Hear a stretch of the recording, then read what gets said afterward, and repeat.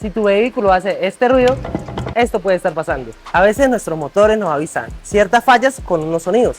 Es importante verificar qué tipo de ruido está causando para corroborar alguna falla en una bujía, un pistón, una biela o un componente dentro de nuestro vehículo. Los ruidos de suspensión se pueden presentar en roces, ruidos o al girar el vehículo.